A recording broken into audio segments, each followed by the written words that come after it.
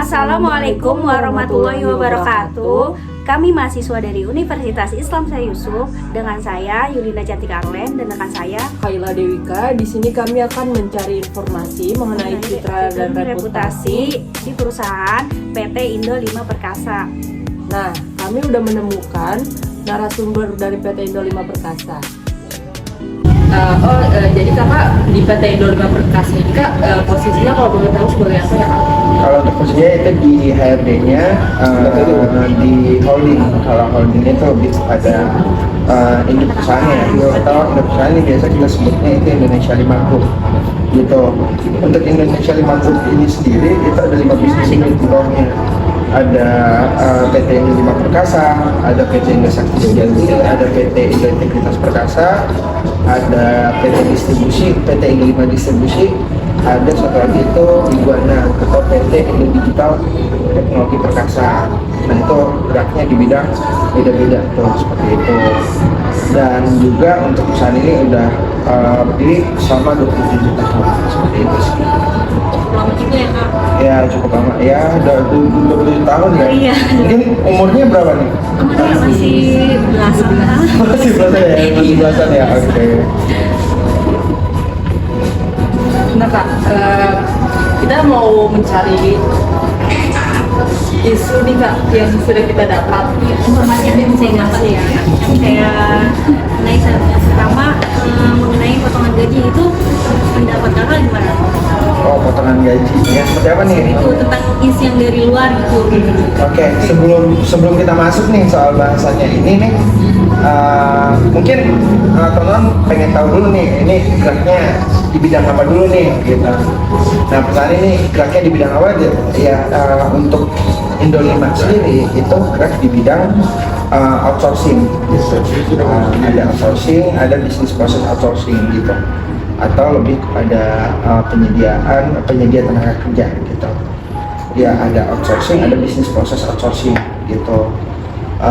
Dan itu lebih kepada sales force-nya atau kayak misalnya penyediaan sales atau misalnya sales store ataupun sales yang emang di jalanan ya, ataupun di kayak misalnya frontliner atau motoris dan sebagainya itu seperti itu. Jadi penyedia tenaga kerjanya gitu. Jadi kita bekerjasama dengan prinsipal atau perusahaan-perusahaan yang memang membutuhkan kita untuk penyediaan tenaga kerjanya gitu. Nah tadi nanyain apa ya Mbak? Mengenai itu aja pemotongan gaji karyawan. Pemotongan gaji. Oke. Sebelum kita masuk ke dalam soal bahas pemotongan gaji nih ya, pemotongan gaji itu sebenarnya tentunya apa yang dibayarkan oleh perusahaan itu sesuai dengan apa yang dijanjikan. Nah, janjikan itu kan ada hitam di atas putihnya. Kalau biasanya itu perusahaan pasti ada kontraknya, gitu, kontrak perjanjian kerjanya. Tapi ada beberapa perusahaan emang tidak ada perjanjian kontraknya, kayak misalnya nggak ada kontrak kerja, ya yang penting kerja, asas kepercayaan doang kan ada gitu. Tapi kalau misalkan ada suatu hal yang seperti itu menurut kamu gimana? Jadi memang ada beberapa yang memang itu harus wajib ketika dia secara ininya ya, harusnya kan ketika kita bekerja untuk pegangan kita itu harusnya ada pegangan dong gitu. Ketika nggak ada ya logikanya seperti itu ya. Kalau nggak ada ya mau gimana aja. Toh kita kalau misalnya kita nggak dibayar nih sama perusahaan atau kita nggak dibayar sama seseorang, ya kita pegangannya apa? Ketika kita tidak ada pegangan itu. Nah, makanya mau dia itu pegawai kontrak atau dia emang cuma harian atau part time dan sebagainya, usahakan itu ada pegangan gitu. Karena tentunya teman-teman itu pasti dibayarnya pakai apa gitu. Ketika misalnya ada pembayaran yang tidak sesuai misalnya, ya pegangan teman-teman apa? Nah di sini setiap perusahaan itu pasti ada namanya perjanjian kerja waktu tertentu, misalnya PKWT atau PKWTT, perjanjian kerja waktu tidak tertentu. Itu untuk pegawai tetapnya gitu.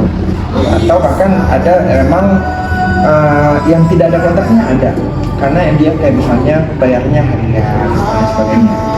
Nah masuk nih, kenapa sih ini tidak sesuai nih bayarannya sesuai dengan apa yang diomongin di awal? Nah di sini kalau misalnya kita ada kontrak, tentunya ada pegangan kita. Oh, gua nggak dibayar atau saya nggak dibayar nih untuk 1 bulan gajinya, kok nggak dibayar ya sesuai dengan apa omongan di awal gitu. Nah, di sini itu ada potongan-potongan gitu, harus dipastikan di awal itu. Ketika kita nanda tanganin kontrak, kita harus pastiin kita itu kerjanya itu berapa dan potongannya berapa. Kan potongannya ada pajak, ada kayak misalnya pembayaran BPJS, ada BPJS kesehatan, ada BPJS tenaga kerja. Nah, itu harus dipastikan gitu. Ada jenisnya itu kayak misalnya berapa sih yang harus THP SOP itu berapa ya uang yang diterima oleh ada namanya gross itu sebelum ada potongan-potongan pajak atau potongan-potongan untuk pembayaran. Kalau kita ngomongin soal itu, tapi pastinya terkait dengan pemotongan biaya itu atau gajinya itu sesuai dengan apa yang dikontrakkan diperjanjikan di awal gitu. Kalau tidak sesuai ya mungkin ada beberapa potongan-potongan. Minta penjelasan aja ke perusahaan. Sebenarnya untuk perusahaan itu pasti ada menerapkan gaji atau subgaji. Di situ kan jelas ya ada potongan-potongan dan sebagainya dan berapa yang dikirim. Jika misalkan ada karyawan yang resign, itu apakah gajinya ditahan atau tidak? Oke, kayak gini. Jadi kalau kita bicara soal resign ya, kalau resign itu ada aturannya. Di setiap perusahaan pasti ada aturannya. Ada yang memang 1 month notice atau 1 bulan sebelum dia resign dia harus menyerahkan surat pengunduran diri gitu. Ada yang kayak misalnya dia nggak perlu mengundurkan diri ya hari H dia mau mengundurkan diri, besoknya dia nggak masuk. Ada juga yang seperti itu gitu. Tapi ketika kebanyakan perusahaan pasti butuh waktu dong untuk mengisi kekosongan ini, pastinya perusahaan butuh waktu gitu untuk mengisinya ini, mencari orang untuk mengisi posisi yang kosong ini gitu.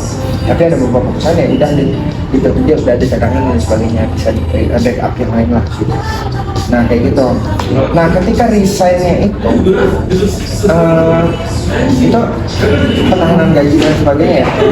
Nah bisa jadi ditahan ketika dia tidak sesuai dengan aturan perusahaan. Itu misalnya dia mengajukan resign, padahal peraturan perusahaannya itu 1 month notice atau 1 bulan sebelum dia resign dia harus menyerahkan surat pengunduran diri gitu. Tapi dia tidak menyerahkan itu. Nah perusahaan juga bisa saja melakukan gitu. Kenapa? Karena dia tidak menaati peraturan perusahaan itu. Kan kita takutnya ada beberapa kayak misalnya inventaris kantor yang memang belum dibalikin, atau misalnya ada beberapa proyek utang atau kewajiban yang harus dilaksanakan oleh karyawan itu belum tertuntaskan. Itu bisa menimbulkan kerugian nanti dari perusahaan, makanya ada pengurangan gaji dan sebagainya. Tapi itu pun pasti ada pemberitahuannya. Nggak mungkin tuh semerta-merta ditahan gajinya nggak dibayar. Pasti ada pemberitahuan.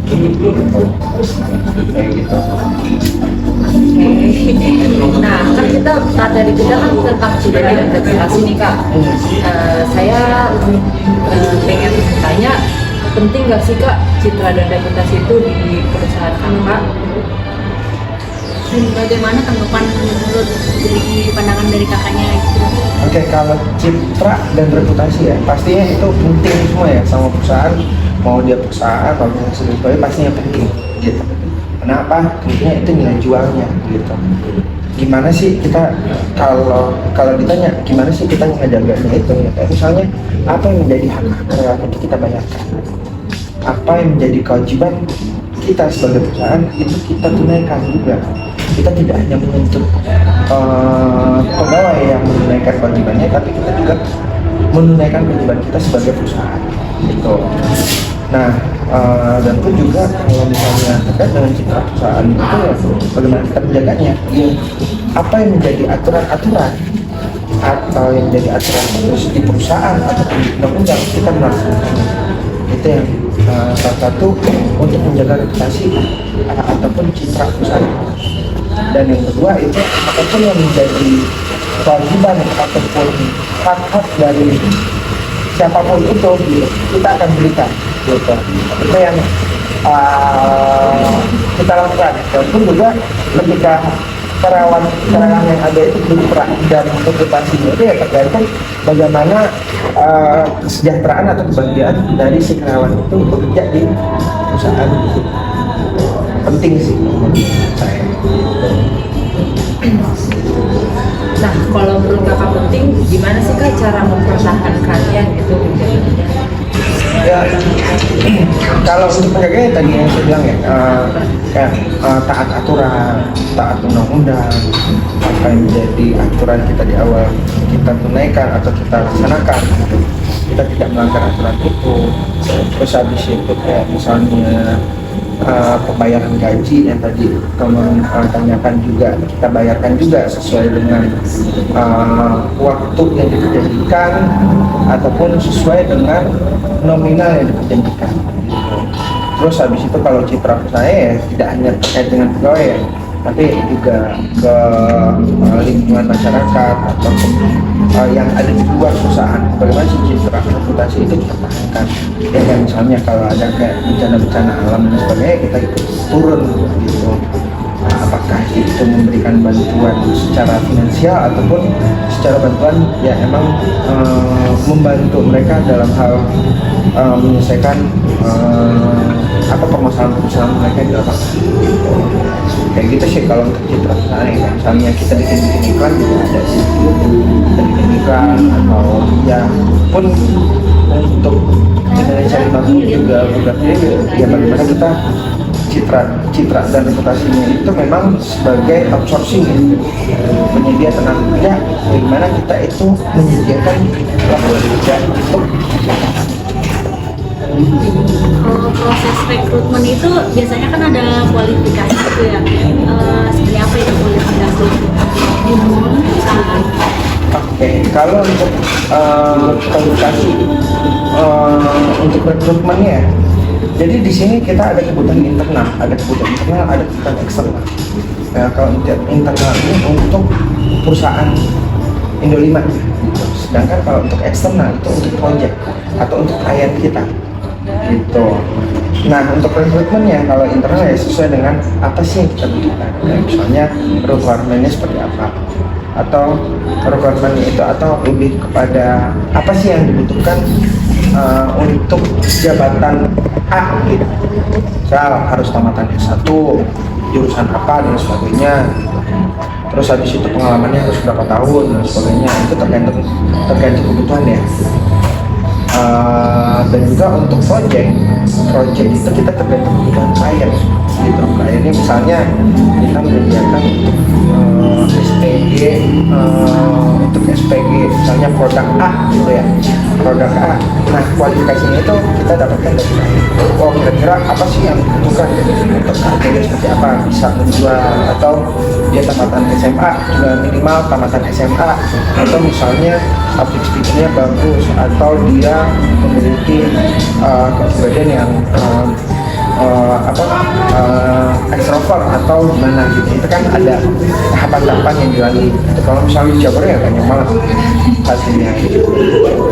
Baik lagi tuh kak, kayak tentang kita dan reputasi.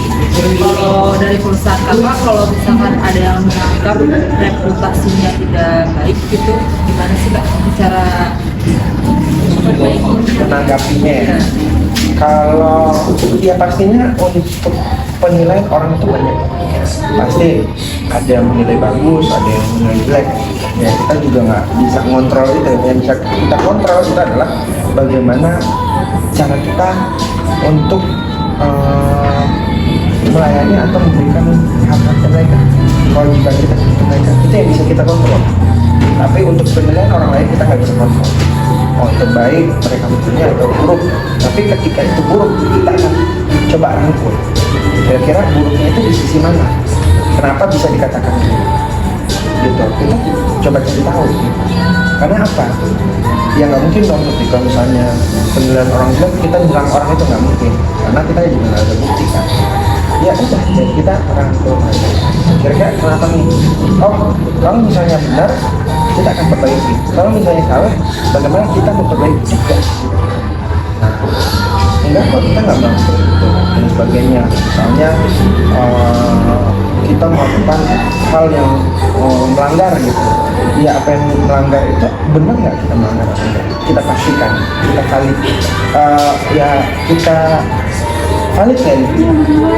Kita beli dulu nih, kita nggak minta kita terima aja. Itu balik lagi ke setiap orang ya, Iya. ini apa.